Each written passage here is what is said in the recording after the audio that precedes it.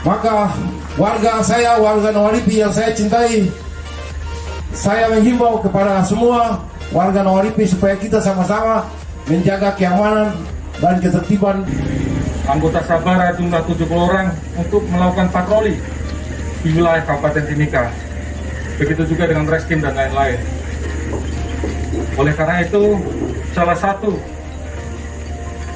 dan juga mengusung program dari Bapak Kapolri yang baru, saya meminta kepada seluruh masyarakat Timika untuk bahu-membahu membantu Polres Timika dalam menjaga keamanan, yaitu meresmikan pos peduli keamanan di Nawaripi. Bapak dan Ibu seluruh anggota Polri yang saya hormati, saya sangat yakin dan percaya bahwa tugas Polri ini akan sangat ringan kalau semua masyarakat kembali kepada habitatnya. Polri ini ada karena Bapak Ibu warga masyarakat yang mencintai suatu kedamaian, keamanan di lingkungan. Sehingga itulah muncul kelompok-kelompok keamanan dan membentuk suatu organisasi yang namanya polisi untuk menjaga aturan-aturan itu.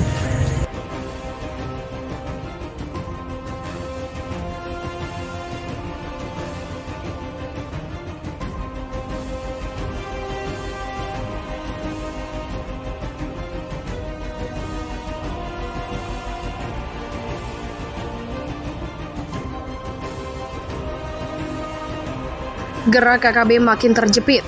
Kapolda Papua, kami dirikan pos keamanan di 3 jalur perlintasan mereka. Pergerakan kelompok kriminal bersenjata di sejumlah lokasi di Papua dipastikan kian terjepit. Hal ini seiring segera dibangunnya pos keamanan di jalur-jalur perjalanan kelompok teroris tersebut. Kapolda Papua Irjen Pol Matius D. Fakiri menjelaskan, rencananya akan dibangun 3 pos keamanan di jalur perlintasan KKB pimpinan Lekagak Telenggen yang berada di sekitar distrik Ilaga Utara, Kabupaten Puncak. Diharapkan hal itu makin membuat KKB kian terdesak. Terdesaknya pimpinan Lekagak Telenggen dikarenakan aparat keamanan gabungan telah membuat pos di beberapa jalur perlintasan yang biasa dilalui KKB, seperti distrik Ilaga, Ilaga Utara, dan Gome. Sejak 13 Mei 2021 dan 16 Mei 2021 ada kejadian. Itu memang kami sedang melakukan penegakan hukum karena kita sedang tutup rapat jalur-jalur mereka untuk memastikan bahwa kelompok ini harus keluar dari masyarakat yang ada di Ilaga, baik yang di Gome, Mayuberi di Ilaga Utara. Begitulah ujarnya di Jayapura. Fakiri mengklaim masyarakat di distrik Ilaga Utara, Ilaga, dan Gome menginginkan aparat mengusir KKB. Sejak KKB berada di wilayah itu, aktivitas masyarakat terganggu. Menurut Fakiri, seperti dikutip dari Tribun Papua, kelompok Lekagak Telenggen tidak berhasil dari distrik Ilaga. Mereka merupakan pendatang.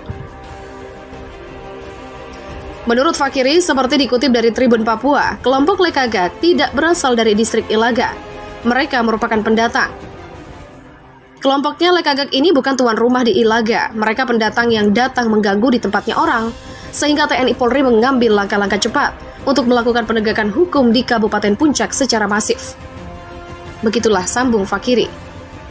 Kapolda menyebut aparat keamanan akan terus melakukan penegakan hukum kepada KKB yang tidak menyerahkan diri. Fakiri memastikan aparat keamanan tetap membuka peluang bagi KKB untuk kembali ke masyarakat, asalkan mereka mau menyerahkan senjata api yang dipegang. Namun Fakiri menilai KKB tidak ingin menyelesaikan masalah dengan cara damai dan terus melakukan aksi kekerasan bersenjata untuk mendapatkan keinginannya. Kalau mereka tetap seperti sekarang, maka aparat keamanan tetap berhadapan dengan mereka. Apapun resikonya, kita akan melakukan penindakan. Begitulah tandas Fakiri. Anak buah OPM gembar-gembor siap perang. Pemimpin KKB Papua justru ngaku takut lawan dengan TNI. Petinggi OPM yang tak paham situasi langsung di Papua, getol, berani perang lawan TNI. pemimpin KKB Papua justru ngaku takut perang lawan TNI. Perbedaan pendapat diungkap oleh dua petinggi kelompok kriminal bersenjata Papua soal melawan TNI. Bahkan, hal ini menjadi sorotan banyak pihak, lantaran pendapat keduanya saling berseberangan. Meski baru-baru ini KKB Papua membentuk pasukan tandingan untuk melawan pasukan setan TNI AD yang dijuluki sebagai pasukan surgawi. Tetapi hal itu hanya dianggap lelucon bagi salah satu petinggi KKB Papua. Bahkan, ia mengakui KKB Papua bisa langsung kalah bila TNI serius memerangi kelompok mereka. Ia pun tak memungkiri kehancuran KKB Papua bahkan bisa dalam sekejap ketika TNI menggunakan beberapa senjata mematikan ini.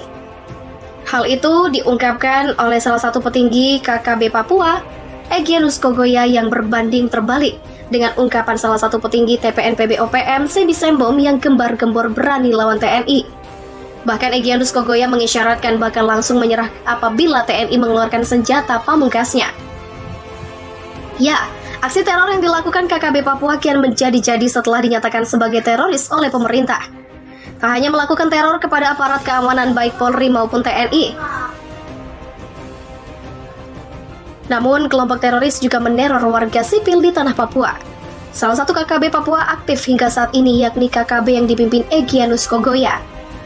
Diperkirakan anggota kelompok Egyanus sekitar 50 orang dengan masing-masing memegang senjata militer yang cukup canggih.